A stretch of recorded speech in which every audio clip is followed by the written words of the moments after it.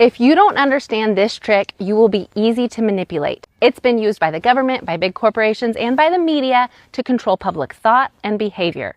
This is how people use numbers that are technically true to make things sound way scarier or way safer than they actually are. Here's the trick. Absolute risk is the real chance of something happening. Think about a jar with 10,000 marbles in it and only one of them is red. Your chance of picking the red marble is 1 in 10,000.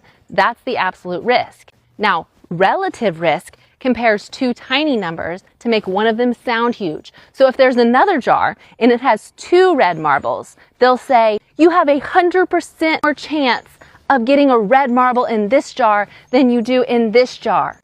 Well, your chance went from 1 in 10,000 to 2 in 10,000, both small numbers, but your chance has doubled.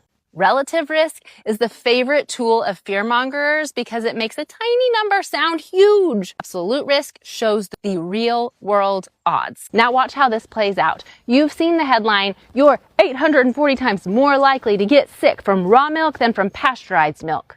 That's a relative risk number. It is technically true, but the absolute risk of getting sick from raw milk is about 1 in 13,000 for the people who drink it. That is less than 1/100th of 1%. They pulled the same move with COVID vaccines. Do you remember the headlines? The Pfizer vaccine is 95% effective.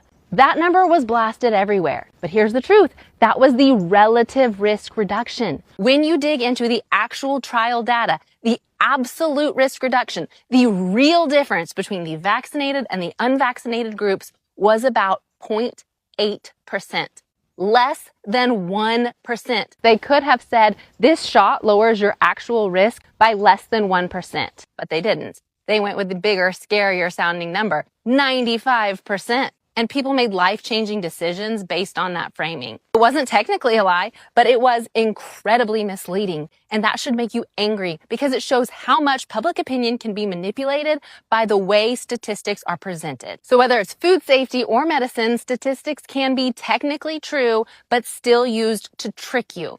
Next time you hear a scary or amazing number in a headline, ask, are they talking about relative risk or absolute risk? Relative risk, it sells headlines. Absolute risk tells the truth.